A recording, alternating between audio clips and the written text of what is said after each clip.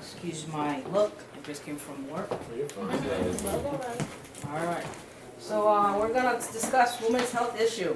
I had a couple of titles, the violence against women, humanitarian crisis. I called it, the other way I called it was a pandemic catastrophe. Alright, this works.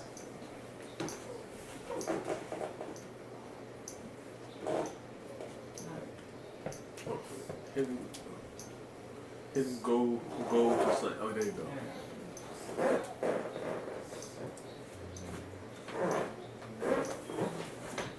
Abuse is sick. Can you hear? It is twisted. It is complex. It feels like prison. It is painful torture. It is a game of power and control. It is a pattern, Abuse escalates and intensifies over time. particularly in domestic situations. It alters the reality of the victim against their will. It changes the victim. It traps the victim. Abuse is usually covert. Abusers don't just make a mistake They don't just have a bad day. or an anger problem.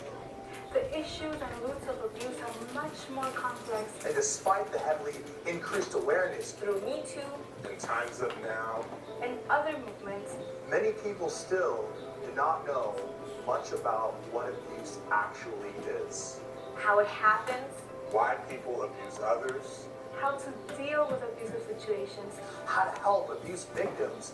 and how to confront abusers. And this is why we We are rising up. are rising up. We are rising up. Are rising up Rise Up Against Abuse is an initiative focused on taking action against all forms of abuse, through awareness, education, intervention. and prevention. If you are ready to rise up with us, Then join us for our launch rally, March 7 to 10, on the campus of Andrews University. go to our website and register today. We'll see you there. See you there.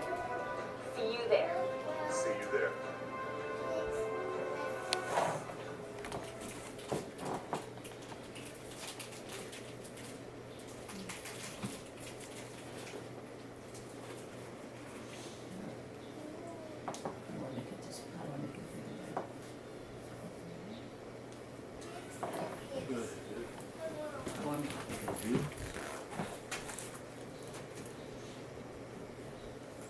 Alright, so the goal today is to be aware that there is a problem, care that there is a problem,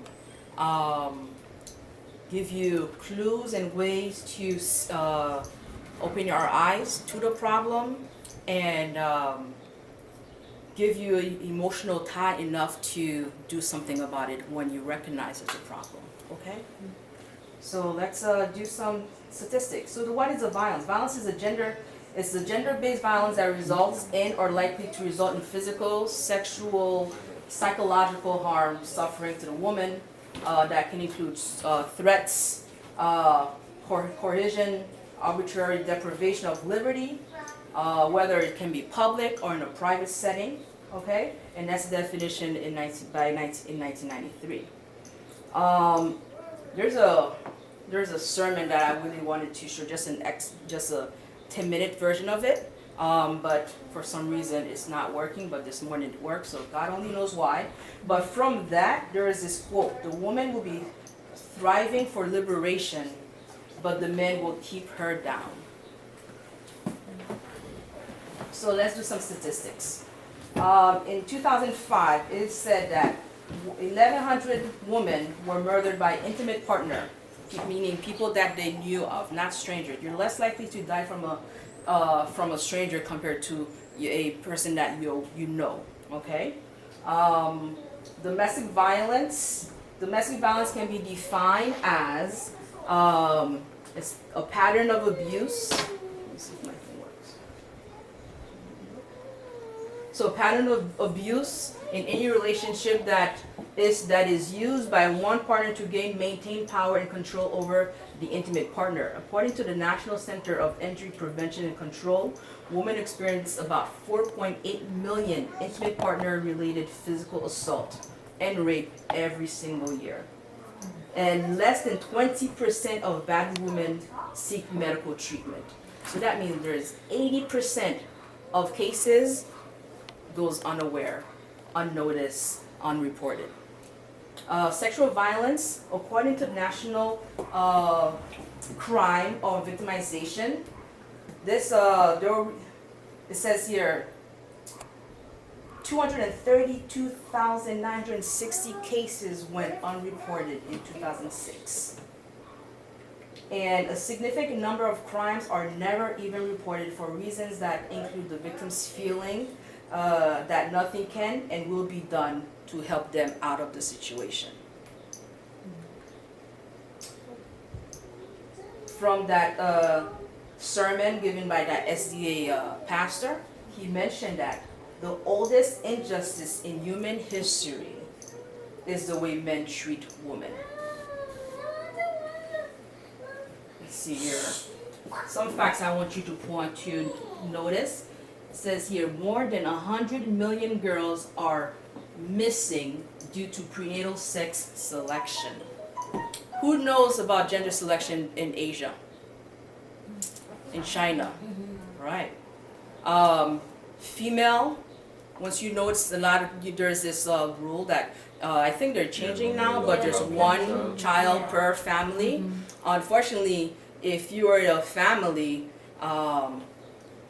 and you know that you're having a girl, you're more likely to get that child aborted in hopes for a male. Okay? What else is important? They're all important. It says here,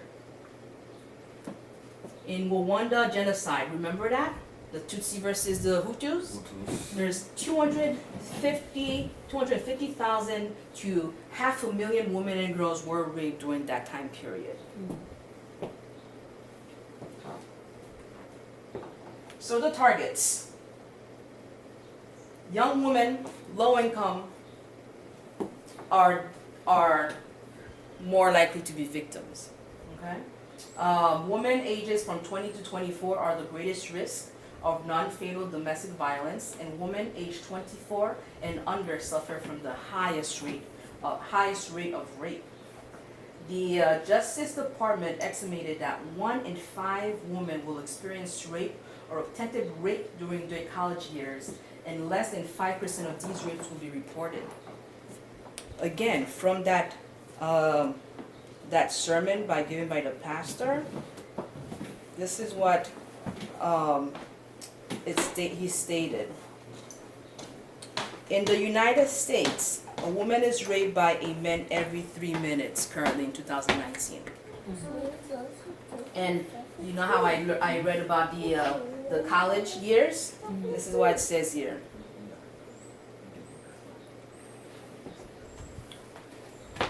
You're, as a woman in the first year of college, is as likely to get the flu and also get raped. That's how prevalent it is for a woman going to school the first year of college.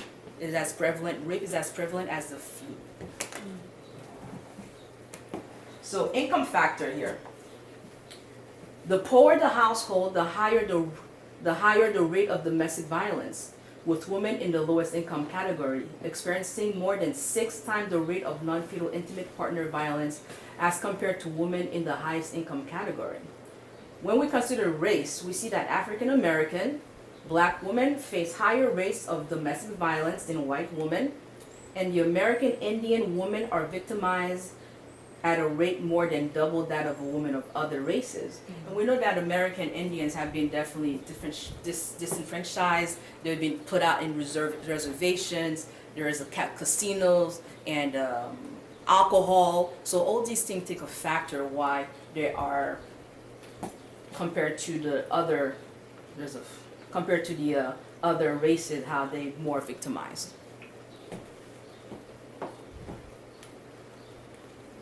Impact on children. According to the Family Violence Prevention Fund, this is a quote, "Women growing up in a violent home may be terrifying and traumatic experience that can affect every aspect of a child's life, growth, and development.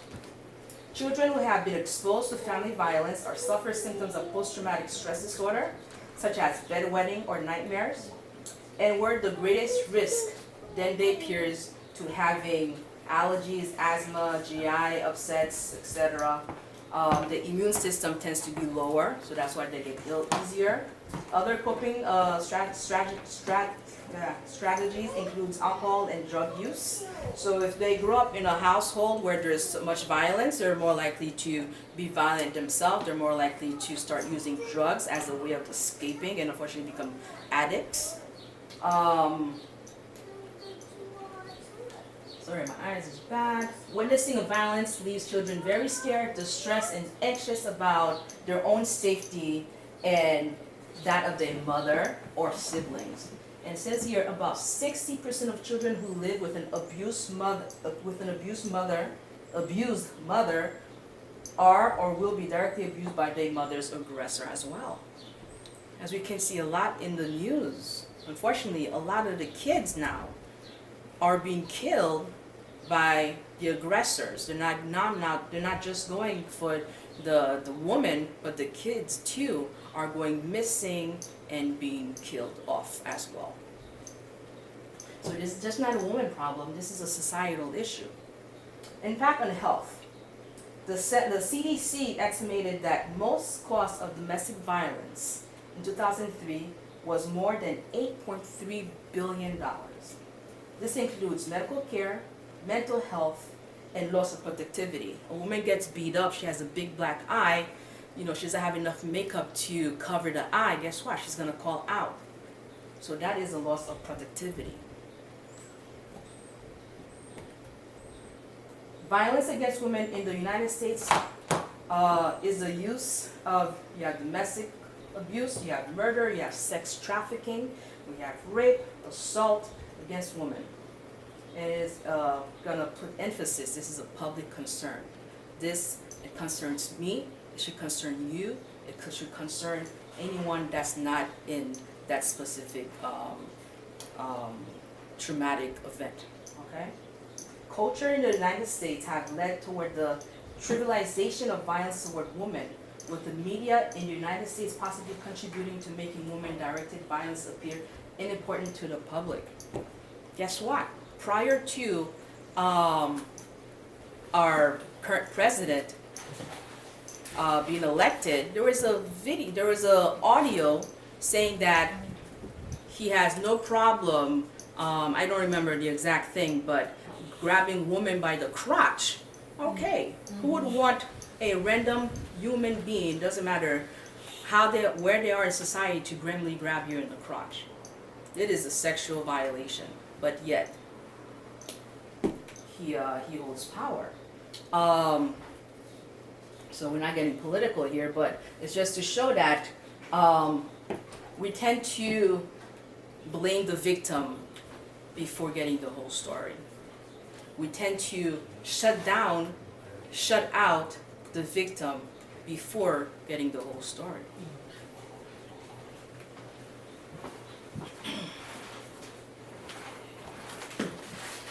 The media. So what is producing such a, they're saying media also contributes to this issue, all right? The imagery of women being sexually victimized in advertisement, pornography, films, music, videos have been shown to increase support for violence toward women. Okay, when you have your rappers and your hard rocks, calling B's and B's and B's, the videos, it's a hot day, but the men have like 3-layered clothes and singing, but the woman has something skimpy. There's a reason for it. Okay? In a study published in 2008, it is found that nearly 2,000 printed advertisements of 58 magazines popular in the United States, 50% of them depicted women as a sex object. Appearing as a victim is about 10% of advertisement. The main magazine featuring sexual objectification of women were of the fashion and adolescent topics. So they're making women looking younger and younger and younger. And guess what? Men men said that that men, they're more visual creatures, right? So when you have in your 20s and you're a model and then they dress you up and do certain makeup that you look as a teenager, guess what? They're arousing things in men or whoever will be subjected to these things. Something is being aroused. So that's why pedophilia and sex trafficking of young girls is so is so prominent, because of these media issues of the objectifying women and girls.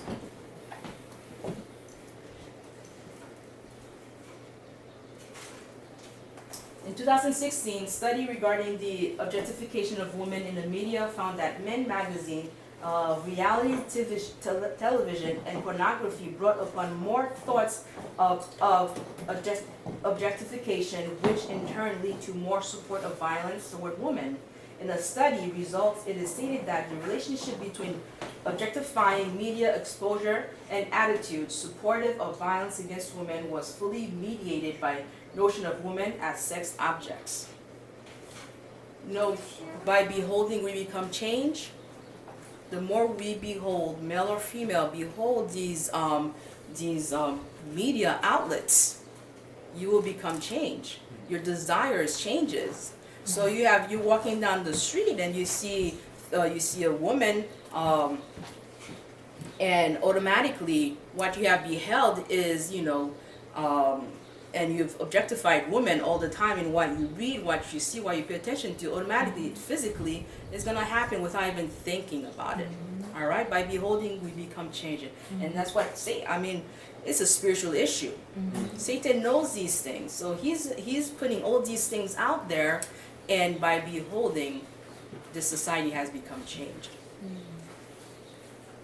Type of violence. We know the domestic violence. Let's see here. This one. Women who have been identified as being at a higher risk for domestic violence and sexual abuse are older women, those living in rural communities, disabled women, and immigrants. These also lead to increases risk. If you live in a rural area, you're disabled. If the two extremes in terms of younger age and older age groups.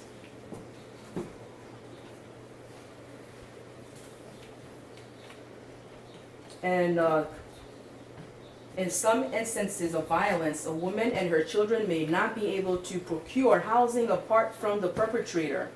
Between 22 to 50%. 57% of these women become homeless. They have to drag their children to a homeless shelter. If they can't have a shelter, they're forced to stay under the household for some kind of security, even though their safety is at risk. Due to the housing regulation, that practice has no tolerance policy, requiring eviction of all household members when even one person is convicted of any crime. Battered women can then be homeless as a result. This practice essentially creates a disincentive for reporting violence in the home. So, if there's an issue in the home, there's a violence, and you're being evicted, if the man is the perpetrator and he gets thrown out the house, guess what? By this, everybody's thrown out the house. Now the woman is going to be left has to be like, okay, what is the pro and con here? I have my kids. Do I get thrown out of a house? I have a roof under my head, or do I have to stay in this abuse? So these are factors that women have to weigh. Okay, it's not all black and white. Sometimes we ask, why are you staying? We're not in their shoes. These are things that they have to weigh. Can I need a roof over my head. I need some kind of security for my kid. If I report this, I'm renting, I might be thrown out. Okay, are we following? Mm-hmm. Rape. The percentage of women who have been raped in the United States is between 15 to 20%, with various studies disagreeing with each other. Again, because not every single incident is reported, so there's no clear statistics on these numbers. about 21% of women of rape or female victims in the United States are gang rape, and gang rape is just more than one perpetrator. Again, it's all about, I underline, underreported. All these numbers are higher than what's reported, okay? If these numbers are shocking, I would just double it, triple it.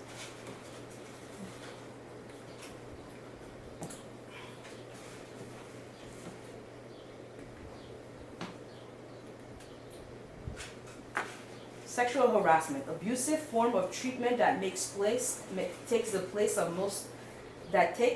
most often in a workplace or educational setting. So there is minimization. The public thinks that the violence and abuse are rare in society. There is directionality. Violence occurs largely in one direction. Men victimizing the woman.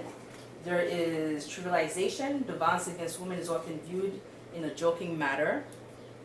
You know, what was the word? It was just locker room talk.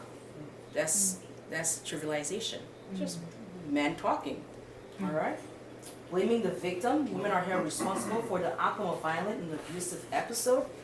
I was raped. Okay, what were you wearing? Right?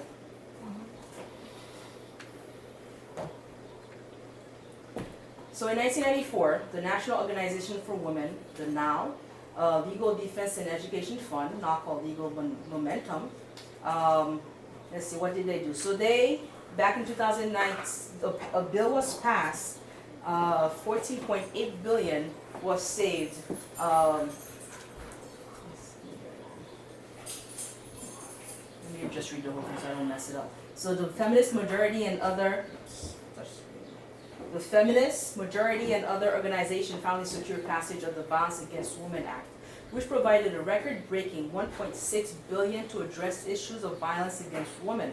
However, it took nearly an additional year to force a new Gingrich-led Congress to release the funding. An analysis estimated that in the first 6 years of the bill that was passed, nearly 14.8 billion was saved in net avert social cost. So, there is money out there that is willing to help the woman out. You know, I think this was done by the so there's funding out there basically to help women out in terms of shelter, security, etc. Can I get water, please? Reality of violence against women. The concept, can you see? Thank you. The concept and treatment of women as a lesser sex is documented throughout history. Historical records reveal that husbands tended to batter their wives less in the 19th century than in the 20th century. So this is a rising issue. This is not an old-time issue. You know, it's not the black and white days of issues. This is a 2019 issue. It is only getting worse.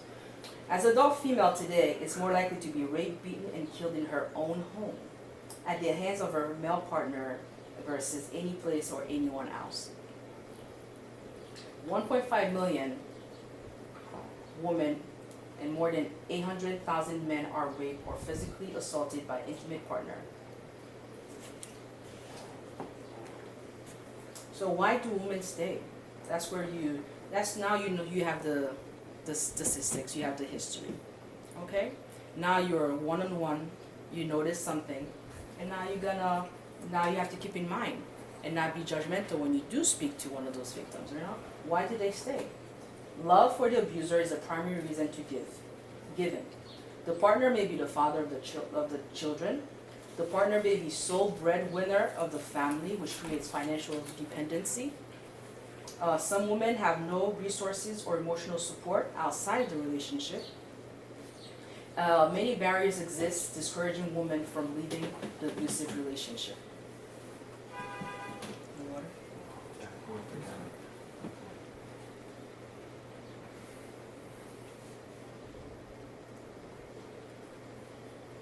Perpetrators may target specific areas of the body where bruises or abrasions are difficult to detect. And there's 3 stages of the cycle. You know, you're at home, and there's increased building of tension building. You know, the guy comes and had a bad day at work. He can't beat up everybody at work. So when he comes, he brings his issues at home. There's a tension building. Okay?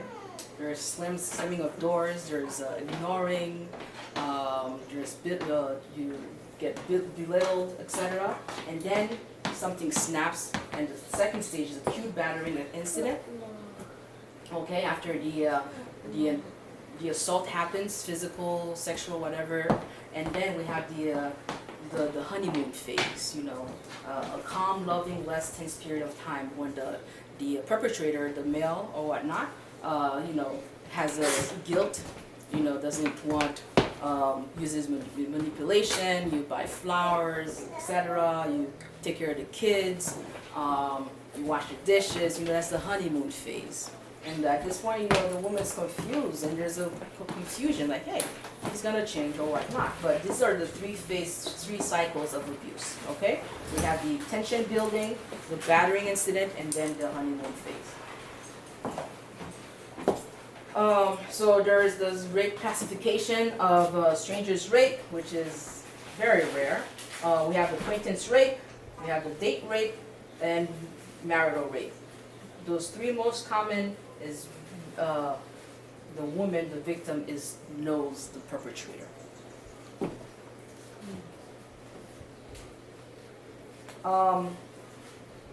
It says here, rape is not so much the intercourse, but it's the dominion. It's a dominion issue.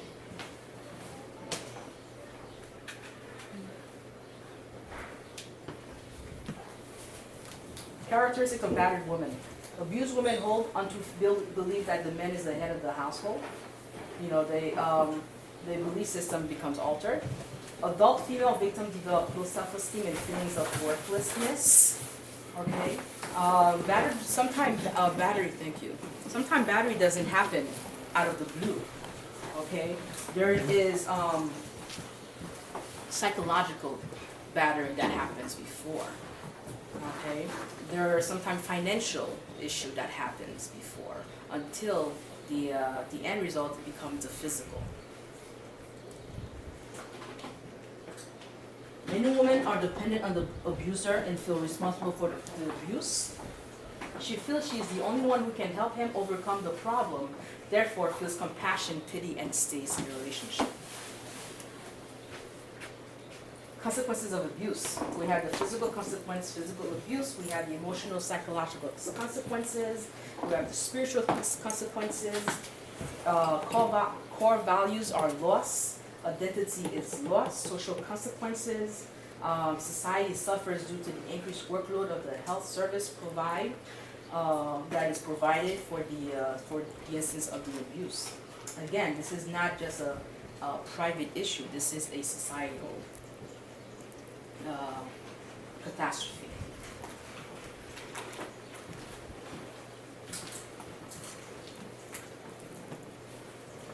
How to leave an abusive relationship.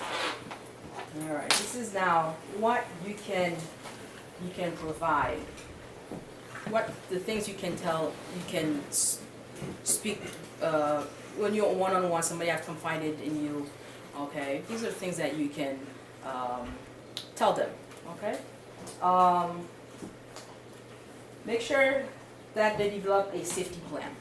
Okay, that includes a mean of leaving, list of people to call, pack suitcase containing important papers and documents and essentials. Okay, locate a safety place to stay, i.e. a women's shelter or someone that you know and the person less likely, more likely does not, the perpetrator more likely doesn't know.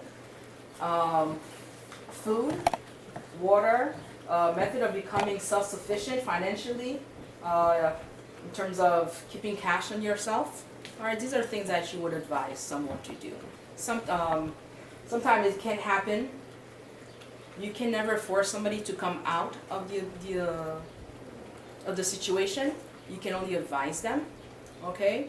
Once they make that decision for themselves, they're more likely to keep away from the perpetrator. But if you tend to drag the person out, they weren't ready yet psychologically, financially, emotionally, they weren't ready to leave, so you're less likely to be successful in such. So these are things that you wanna remind them. Sometimes when they're so chaotic, they're not thinking, there's a level of confusion, you're gonna be the one that's calming them down and telling them, hey, do you have a safety plan? If you don't, it's like, what is that? This is what you can do, okay? This is not an overnight thing. How to help? Become an informed prominent for the prevention of violence and abuse against women. Okay, locate all resources available in your area pertaining to abuse. Know what's around. Name of the shelters, name of counselors. Have these things. Somebody come to help you, even if you don't have it now, but you're already emotionally tied now. So know if you live in Schenectady, the Schenectady counselors, the cops that deal with those abuse, hotlines, etc. Know what's around you in your county. Support an abused woman by listening with sympathetic ear and believing her. Remove all judgment. Put all judgment aside. Share all potential community resources. Provide whatever help you can. Is it childcare? Can you watch the child for a few hours while she's trying to, do her research about local shelters? These are things that you can help a victim, okay? Financial assistance, providing them some kind of cash, to help them provide for their kid while they're away. Transportation, help with medical needs. Be especially sure to give the emotional support she needs to help recognize and give her strength and skills. Remind her of her identity, okay? Encourage her to develop safety plan, include a list of people to call, and encourage her to seek professional support in addition to your support. Again, we're not counselors, we don't have all the answers. There are people who are trained in these arenas. We only here to direct them to such things. All right, moving forward. Their job is to start building resilience, have the ability to recover and overcome adversity and bounce back, self-caring. Because when you're in an abuse relationship, you start doubting yourself. Your love for yourself goes away. So this is what, now they're out of that situation. So they start self-caring, taking care of one's own physical, emotional, and spiritual needs, meeting their own needs, and going beyond the survival needs to promote progression and growth. Any questions? Prevention. How to prevent? Teaching women to be intolerant of any form of abuse. People tend to be blinded or straight up ignore red flags. All right? If you're raising girls, you plan to have children, and God blesses you with girls, guess what? You need to make sure that her identity is solid and know who she is talking to, okay? There's one thing I saw, it was a long time ago. A man test drives his Corvette, shines it up. Somebody, a 16-year-old kid comes and said, hey, can I drive your Corvette? What's the answer? No. But then that 16-year-old, I'm here to pick up your daughter. You don't know who their parents are, okay? You don't know how they are with their kids. You gotta protect your girls, okay? Educating children about healthy relationship. What is love? The Bible tells you love is kind, patient, pure. She's not getting that. She needs to get out. That's right. Right? improve self-worth of a woman, creating awareness of negative consequences of abuse relationship. Awareness. This is what we're doing here, is awareness. Churches should be doing that, okay? The same way we tell our daughters to, hey, be careful and watch out. The world's evil again. The world doesn't like you. The same emphasis needs to be put on the boys. You know, no is no. Respect yourself. Respect young ladies. Respect women around you. Respect, respect, respect. The same emphasis we put on women and girls is the same thing. Don't let our boys drift away and learn bad habits. Okay? All right. Preventing abuse at the community level. Coordination of the agencies and programs. All right, the fund is out there. Okay. Parenting classes, relationship building, stress management courses, programs for men taking responsibility for their actions and nurturing support of their partner. Day programs for children and youth just decreases the stress in the family sometimes. Definitely can help. Increasing community awareness by speaking out on individual or victim's right. If there's a march out there for a victim, join. Show support. You know, this is how we stay aware, and this is how we love our neighbors. So there's two, you can jot this down for your own edification and resources. These are End It Now and Rise Up Abuse, I believe are two, I think SDA resources. It's initiatives for the Rise Up Against Abuse is an initiative focused on taking action against all forms of abuse through awareness, education, intervention, and prevention. Okay, the End Now is a global campaign to raise awareness and advocate for the end of violence against women and children around the world. Let's see if we can pull them up here.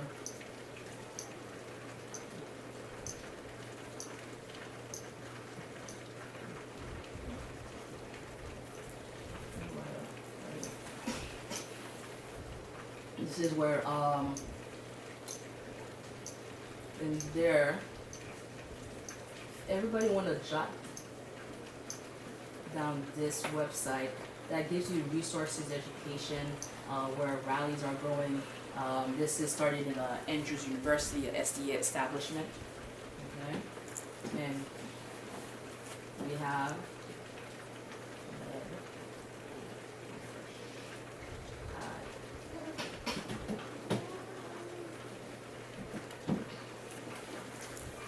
Rise Up, first one? I'll And the put it other up soon one here. is End It Now. End It Now has printed out resources that you can use. I think it's Rise Up Against Violence. Oh, okay. I'll put it up again here. Thank you.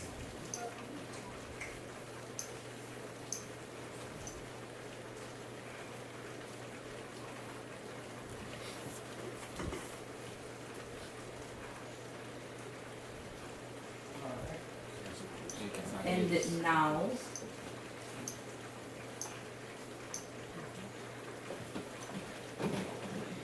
Everybody got the website? Yes. Now, this is Ty Gibson is one of the SDA churches, and his sermon, Rise Up. This is Rise Up, Daughters of Eve. Okay, there is 1 hour, very good sermon. How he takes you through the biblical, spiritual reason why we are here. Okay, how God was love, and He created man, male and female, and He created them both in His own image, and He said, let them have dominion, not him. All right, but because of sin, there is a cause and effect, and this was not a curse from God, but this is just because of sin, the cause and effect. How we are here in this street. The relationship between male and female have been desecrated. What's the word? Desecrated? Desecrated. Okay, and using how the Bible history till and the Proverbs and Jesus' ministry and Paul's ministry, you can see how God used his infinite love to raise women back up again to what he meant for us to be. Okay? So I would definitely Google this and look at and listen to it. It is it has facts, history, and Bible in it, and it was very, very beautiful. And I wish the 10 minutes I wanted to show you of it, it's unfortunate I could not do it, but definitely take a look at it. In the book that he mentioned, Half the Sky, I've not read it yet. It's in my Amazon to buy list. Half the Sky is it's a book written by a husband and a wife duo, and it spoke about half the sky is basically woman holds half the sky up, all right, with the other gender that God created. And it's an account to what it is like to be a woman in the world, woman in the men's world. Okay, some statistics that book holds says here more girls were killed in the last 50 years because there were girls than were men killed in all the wars of this 20th century. Females from the ages of 15 to 54 are more likely to be maimed or die from male violence than cancer, malaria, and traffic accidents combined. 3 million females are subjected to genital mutilation each year to ensure that they experience no pleasure in sexual acts lest they imagine they are equal to men. In the United States, I mentioned, women are raped about every 3 minutes. And this one, in America, 1 in every 4 girls is sexually assaulted by a man before she turns 18. So, if you're in an elevator and you're around 4 women, 1 of them is more likely was victimized. So, this book I would definitely recommend looking it up and reading it. It's a book not just facts but of hope too. How this man and wife and other organization are going around and just helping women of the third world country in education and independence and financially, so there won't be a statistic.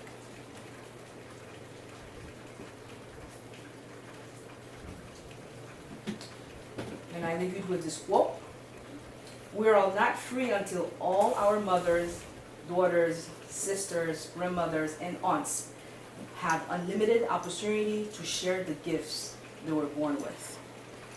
Thank you very much.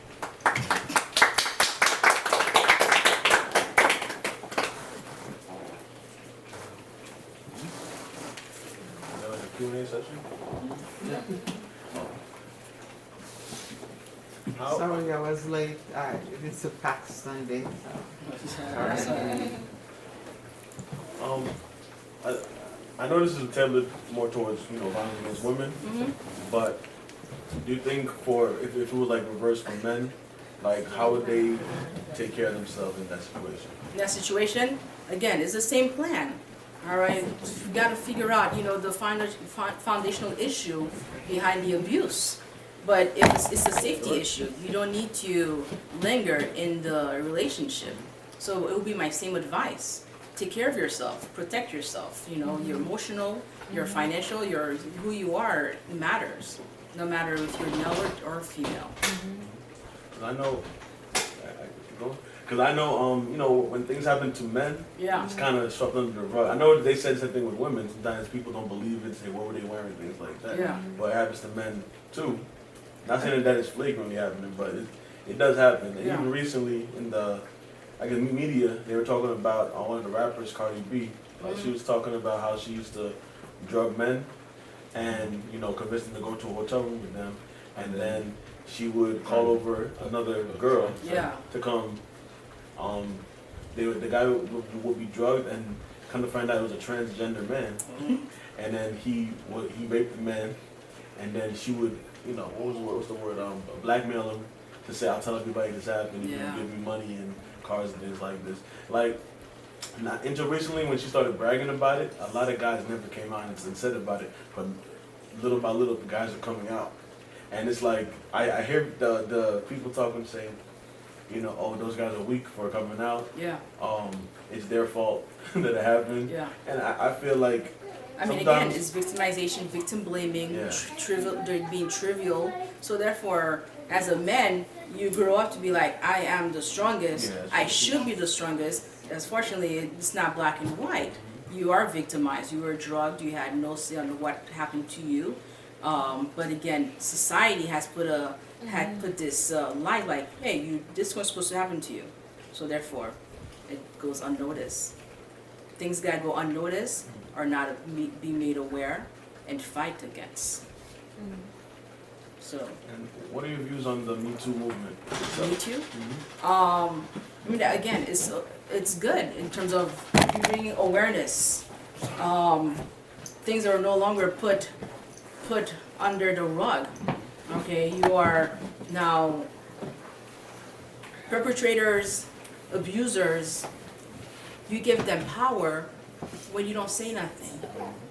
Okay, and the Me Too movement transfers this power into the victim. I have a voice now. I'm able to. I've dealt with what I had. I came out of it. Now the young girls, the woman, or whatever age that happened to, now they have some kind of strength to say, hey, something happened to them. They made it out. There is hope for me. So I'm not against Me Too's. Okay, devil's advocate.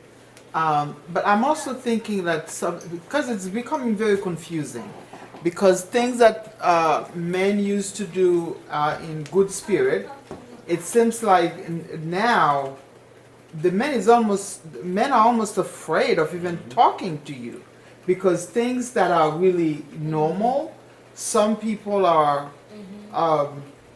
like cataloging them differently, and to the point where even you as a woman, because the thing also it's I am from the state, and then there was one woman, she sued the other woman on a sexual whatever, because she said the woman was brushing against her because she was a trouble employee. The woman was Right, you see where I'm going with that, right? The woman was a trouble employee, the supervisor was a woman. So the trouble employee sued the state and the woman, saying that the supervisor was brushing against her because she wanted, to get away with. So there's like 98% good cases, but there's some people who are also either they confused or abusing Using the system. I mean, the you're- right. You're always gonna have that percentage troublemakers or using the system to get away for selfish intentions. Right. What can you do against it? Not have a law to protect the 98%? Right. Okay. That's one way to look at it. It's just like in any situation and field or whatever, there are always going to be some, bad apples or whatever. And then how do we fight against the culture? Because even in dating, right? And I mean, I remember growing up in the 90s when you saw a pretty girl that you were interested in, and she was walking by you, you would grab her elbow, you know what I'm saying? Say, hey, can't talk to you for a second, or you tap her on the shoulder. But I realize nowadays you can't do any of that. Because even today, I was in a meeting this morning, and one of the men went behind the women and grabbed her shoulder and said, "Hey," and she said, "Did I give you permission to touch me?" And then I kind of jumped back. I was like, "Oh, I mean, it's about to start." And not even jokingly, because I kind of felt like the anger in her voice when she was saying it, and I was like, oh, and it was a young boy, it was a young gentleman, So I was like, oh man, how's he gonna deal with this? And then so I kind of jumped in and said, yeah, you know better, never touch a woman without her permission. And she says, yeah, thank you. At least someone defended me. And then later on, the kid, asked me, he said, what was wrong? I see her every day. I always touch her on the shoulder every day. What happened today? I said, I can't answer that. Whatever's going on with her today, that's on her, but you have to respect her personal space. It's difficult because like it's almost indoctrinated or ingrained in us from us old heads from back in the day that it's you see a girl, you can actually go up and grab her elbow, or grab her hand, little gentle things, nothing crazy. Like, I'm not saying to grab them up with two hands and say, hey, come here. That was also prevalent too, but I'm sorry, it was prevalent. But so sometimes I realized girls used to like that kind of stuff. It was weird. It was very weird. The culture's like different. Cause even take this, I'm Haitian descent. I've been to Haiti many times. You see how the guys, talk to women. They're all up on them. Like there's no space between them when they're talking. They're in your ear, and it kind of felt like the girls liked it. But how do you discern that and change the culture? Because I think it would take a lot to change it. Change the culture in terms of How you approach and how do you even I court mean, now things we're like like that. this millennials, whatever, just very hypersensitive. Everything is just to the max. Yeah, Now, yeah. you're, It's a fact. we're more aware of ourselves. We're more aware of what's going on. So again, protect yourself. The thing is to protect yourself. Okay. My advice would be no physical contact until you get that invitation. Eye contact when you talk to the person. Make sure. Until then, I would say no touching. Again, because you don't know this person's history. You don't know if they've been traumatized. Everything is just so high up now. Yeah, because even a few of my friends and I even joked about it that before we even approach a girl to go on a date, we should give them a contract and say, what can I? No, you know what? I think I read, Facebook. I'm on Facebook too much. I think I read somewhere, it's staying in my head that, especially at work, this is very, very tricky. Especially at work, sometimes consensual relationships, when things get sour, all of a sudden it changes. It's just like some men are writing something to the So, effect of contracts. Yeah. I don't know if it's going every around single the- business, but now if there is a mutual relationship in the same department, you would have to go to HR and sign papers and Yeah, that's stuff. true. Because that's what Huh? work for that. Yeah. Yeah. No, I mean, on good thing I paper don't they talk say to that, but nobody you know at that's work. not Yeah, happening. that never happens. But if you want to protect yourself, as true. essentially as men, Yeah. and I would say, because the way things are progressing, even like male, female, even you as a female to protect yourself, you as a male to protect yourself, I don't know. The way things are going, you need to clarify everything. I would say. Yeah, it's difficult. I have a question. I attended a domestic violence at the union last time, and the question occurred to me, and I'm going to ask you again. We're talking about like getting out of the relationship. We're talking about sometimes we talk about prevention, but what they were talking about as well is there's some signs. I'm sure you covered that. There's some signs, but the sign is like when you're already in the relationship. They said a lot of these people, they may be sociopaths, and the sociopaths is characteristically they're very nice and so on and so forth. By the time you realize that the person is a sociopath, you're already in.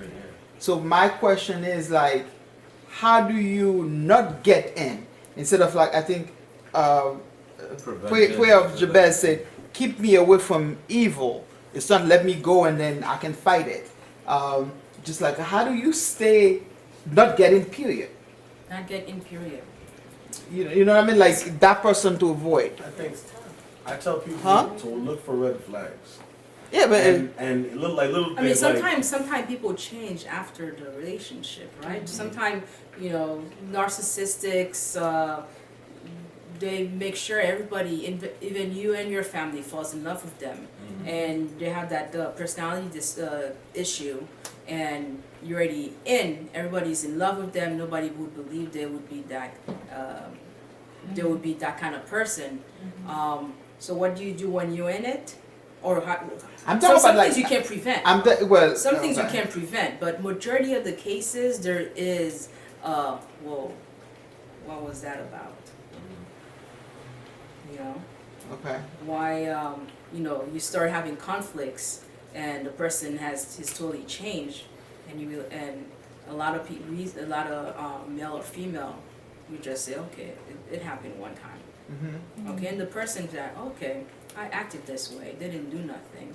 I can push the envelope a bit. Okay. Okay. My answer to that would be the dating is so short today that that's one of the reason why I think that people are very exposed to that, because most of the time when the person they start courtship and stuff, the person's always nice, okay, and then after, but it's just an act.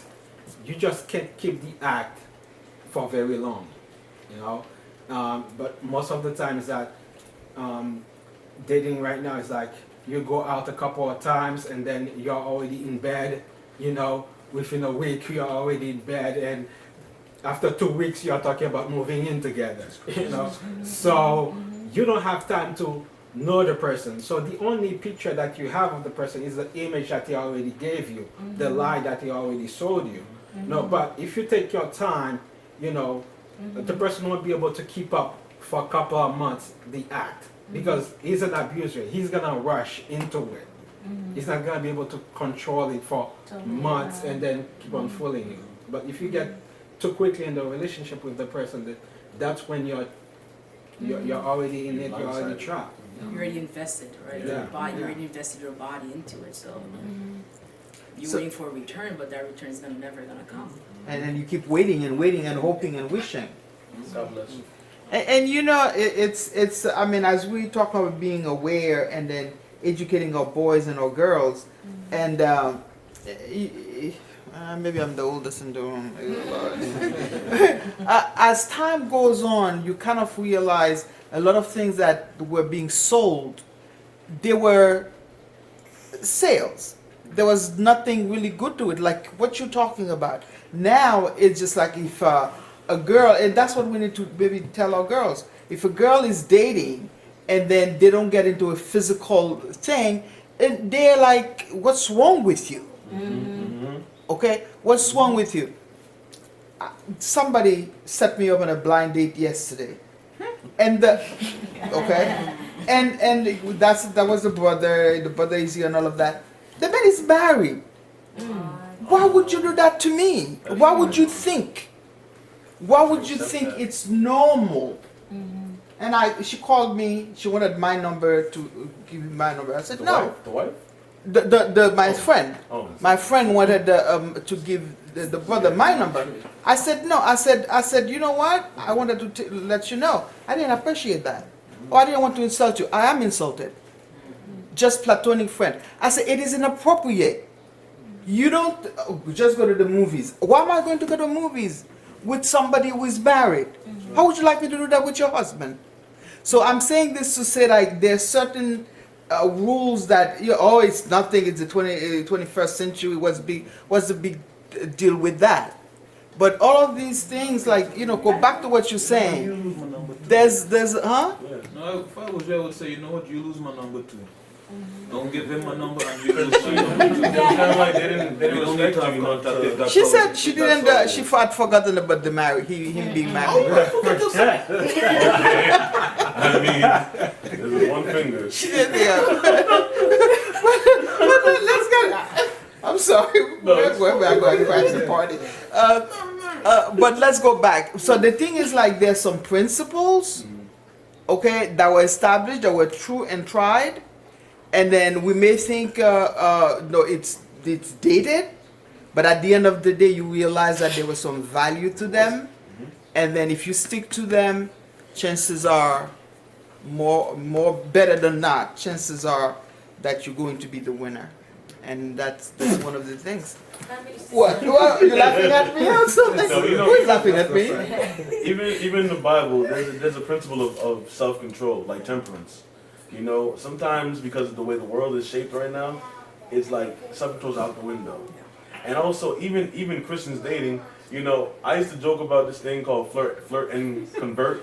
You know what I mean? He knows my boy. He knows what I'm talking about. So you can find, even if you can't find somebody in the faith to date, You find somebody outside and bring them in. But, you know, they look at you weird when you don't want to do the worldly things. When you tell them no, you know, slow down, they think you're soft. They think you're even gay. They think everything. You know what I mean? And I'm like, no, I'm just saved. I mean, I'm talking about myself. You know what I'm saying? I'm like, I'm saved. And they don't understand that. But then, even when you go to even church people sometimes, you know, they are, I hate to say, like undercover, worldly. You know what I mean? And they show this one face and then Wolves in sheep clothing. yeah, and it's rough out here. Even if you take the religious aspect of it, at the end of the day, how you, like you said, you're called vet. Okay, you take care of it, you don't let anybody touch it, and all of that. What's more important, more precious than your body? It's true. Okay, from either part. Okay, and so you're going to let anybody touch. So even if you take the Steve Harvey tells you, you know, wait at least 3 months. Yeah. Okay, and that's a worldly person. I mean, you know, he's not. Yeah, for the most part. It's not from a religious perspective. So, you know, it has practical value. I'm sorry. But even, you know, relating to what you said earlier in the presentation, there's so much images and things around us and making us over sexualized, and these things creep into your mind. And this is both male and female, because even women sometimes believe that this is the way it is.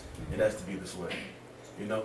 And I don't, like I said earlier, I don't know how to change that culture. You know, it's I don't know. It starts in your home. It starts in your mind, your family.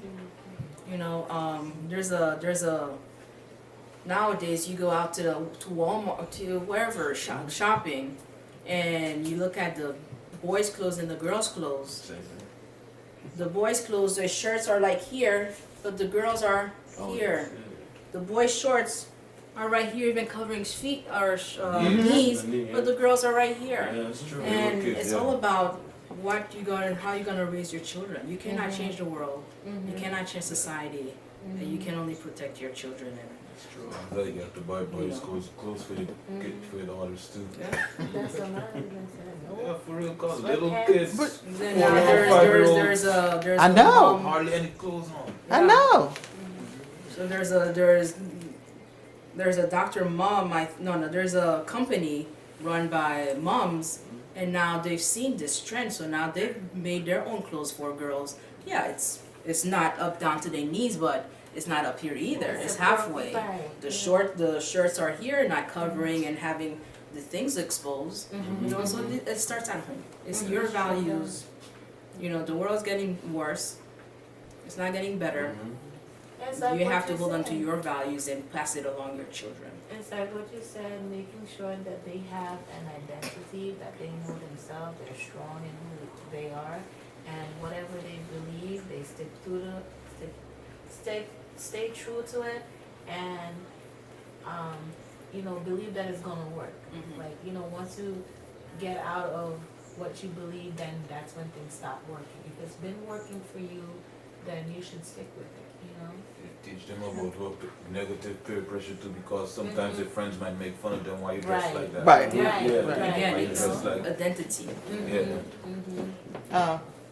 I've read a lot of personal development, and you talk about like you being inundated with images and stuff like that, and then what they keep saying is like the same way you feed your body, you have to feed your mind with what you want, because the thoughts are going to transfer into actions. So if you keep ingesting certain thoughts without you knowing, they will transfer into action. So what you read, I remember the Obamas was like, oh, really? It was 2 hours of TV a day or 1 hour of TV a day. Okay, so you know you cannot do. You can also do a lot of things to control what your mind is getting, and then you will see the actions be different. My kids want to watch old-time cartoons. Old cartoons? 80s to 90s. Nothing after that. Yeah, Tom and Jerry, Bugs Bunny. Well, even some of those is bad. If you think about Pepe Le Pew. yeah. You guys know That's Pepe my- Le Pew, right? That He was always was my man. he had no permission. He didn't get any permission, but he was always up on the cat. But Right? he's romantic. No! Culture, But you the see what I'm culture saying? said, oh, Did you see? Even, Mon chéri, but that's what I'm mon saying. chéri. They wine and dine you, they, do all of this and all of that. But I'm just saying. why you have to bat up Peppy? I know. But I'm just saying, if we're talking about, how. You're causing a riot here. I learned a lot of life lessons from that. That's what I'm saying. But you pick up, Harassing, you know what I but mean? you gotta think about it. The generation now is not like, like our parents raised, what I'm saying? Our parents raised us with a strong sense of identity. Like, we can pick out things like what we want to take from it or what we don't want to take from it. But now, like, it's just, it's oversensitive. Everything, and everything is literal. You do this and you take it all the way, like what our sister said. They just take it out of the, So, yeah, even those little things, just, even with Popeye too. Popeye. Wait a minute. Nah, it's just there's this- nothing negative about Popeye. You can't. I was saying. Anytime Olive was in trouble, Popeye saves her. And she was leaving him to go to Pluto. Yeah. I'm sorry. Let me stop. The abuser, right? The And one then who always, Pluto was the abuser. but that's what I'm saying. And Papa had always had to save her because why? But He was a loved nice her. guy to her. she didn't want to come out of that relationship, right? She kept going back, right? He was a nice guy. That's the Oh problem. my God. Papa was a nice Can't guy. be nice. Into that spinach I room. knew. The thing is, Popeye pulled her, yanked her out of the relationship, so she Yeah. didn't leave it by herself. So, Right. so he needed to leave. talk to But her. she always came back. Yes. She always came back. Where's that plan to Papa, get out? Popeye beat up Pluto each time with the spinach, and she still went back to him after Popeye beat him up. That's crazy. But you see, it goes Let me back tell to you, what high she was school, saying. I got into an altercation one time, right? I see a boyfriend and girlfriend at the bottom of the steps, and he's slapping her, pushing her, shoving her, and then the way I was raised up, you can't let that happen. So I jumped down the steps, and I pulled away from him, and then he and I started tussling, and I'm whooping his behind. And it's like, All of a sudden, I feel a hard hit in the back of my head. So I thought one of his boys jumped in, so I'm ready to swing on the boy, and I see it's her. Leave my boyfriend alone. I'm like, he black and dry already, you know what I mean?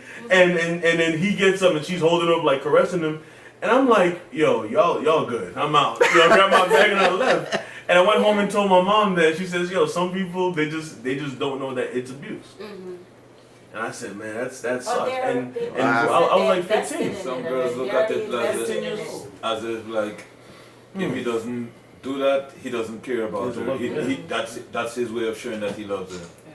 It's So the somebody needed acceptance. to tell her what Yeah. love is. Yeah. You know, She never hit me. something was missed. Misconstrued. But the crazy part about it, usually those girls you can't tell them anything. It's like, no, you don't know my life. You don't But know you nothing know, about all like this. she It's said, like, just be loving.